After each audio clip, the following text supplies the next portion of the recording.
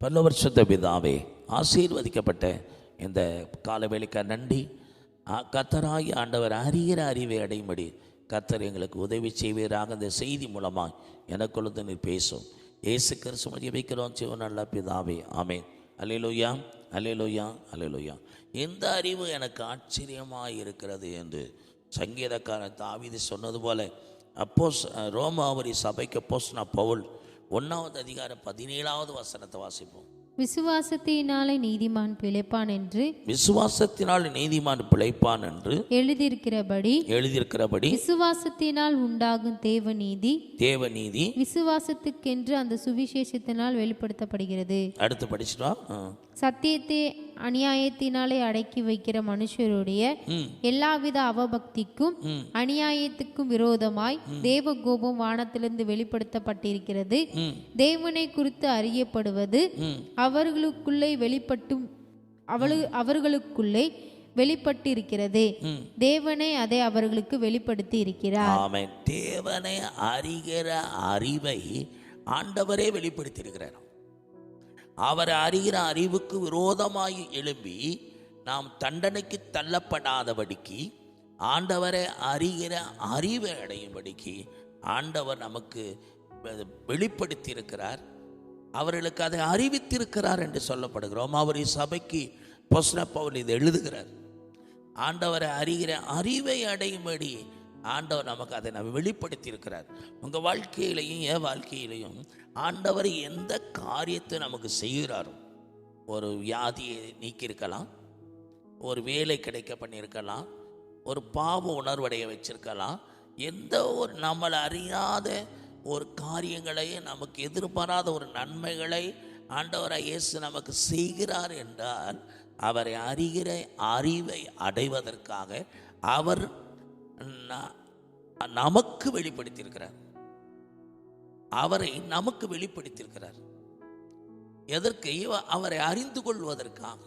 ஒவ்வொரு மனிதனுக்கும் ஆண்டவர் தன்னை வெளிப்படுத்துகிறார். அதை நம்ம புரிந்து கொள்ளணும். ஆண்டவர் அறிய வேண்டும் என்று விரும்புகிறார். அந்த அறிய வேண்டுகிற அந்த அறிவு எப்போ வரும் அப்படின்னா, இந்த இடத்துல இந்த நன்மைகளை பெற தகுதி இல்லை, ஆனாலும் அந்த நன்மை கிடைச்சிருக்கு. எது மனுஷனால் முடியலை, தேவனால் தான் முடிஞ்சிருக்கணும் அப்படிங்கிறது நம்ம யோசிக்கணும். இந்த நன்மையை பெற இந்த சூழ்நிலை நமக்கு கிடைக்கல. இந்த தெரிஞ்ச மனுஷங்கள் எல்லாரும் இந்த நன்மை நம்ம கிடைச்சிருக்க. எப்படி கிடைச்சது?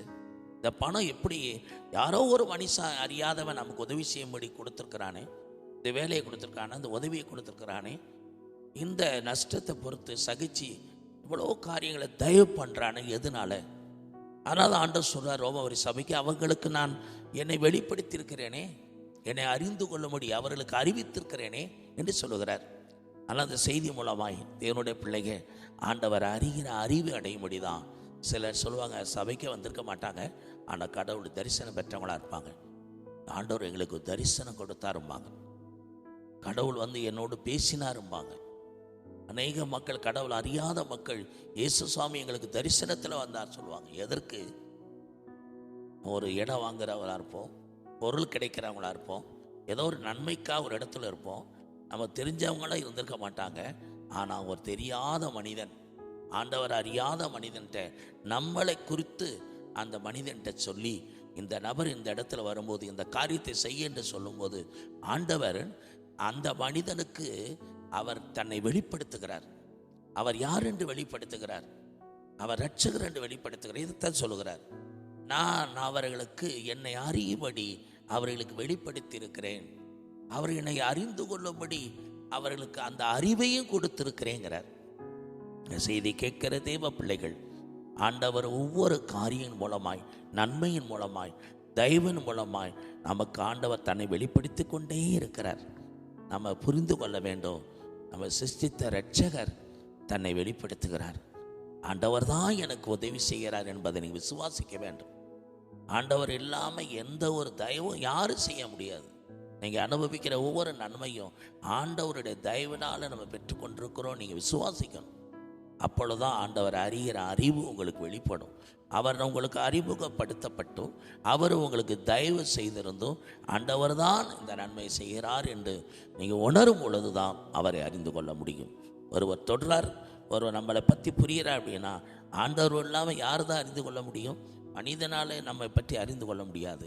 தேவன் ஒருவர் தான் நம்ம அறிந்து கொண்டவர். இந்த செய்தியின் மூலமாய் நீங்கள் ஒவ்வொருவரும் இன்னைக்கு கிடைக்கப்பட்ட நன்மை, யாரோ ஒருத்தர் உங்களுக்கு உதவி பண்ணுறாங்க, யாரோ சில சொல்லுவாங்க எந்த கடவுளும் இல்லை, ஒரே ஒருத்தர் தான் ஆண்டவர் சிருஷ்டிகர்த்தர், உங்களை என்னை படைத்தவர், அவர் தான் உங்களுக்கு உதவி பண்ணியிருக்கிறார். யாராக இருக்கலாம்? இந்த செய்தி கேட்குற வழியில் அந்த இயேசு கிறிஸ்து சிருஷ்டிகர்த்தர், மனுக்குலத்தின் ஆண்டவர், அவர்தான் உங்களுக்கு ஆக இந்த தயவை செய்திருக்கிறார். உங்களை சிருஷ்டித்த கர்த்தர் உங்களை அறியும்படி இந்த நன்மையை செய்திருக்கிறார். அவர் அறியும்படி நீங்கள் சபைக்கு வாங்க, தேவனோட வார்த்தையை வாசிங்க, இன்னும் அறிந்து கொள்ளுங்க, ரட்சிக்கப்பட்டு கர்த்தர் சாட்சியாய் வாழுங்க. இயேசு கிறிஸ்துவை ஜெபிக்கிறோம் ஜீவன் நல்ல பிதாவே, ஆமென்.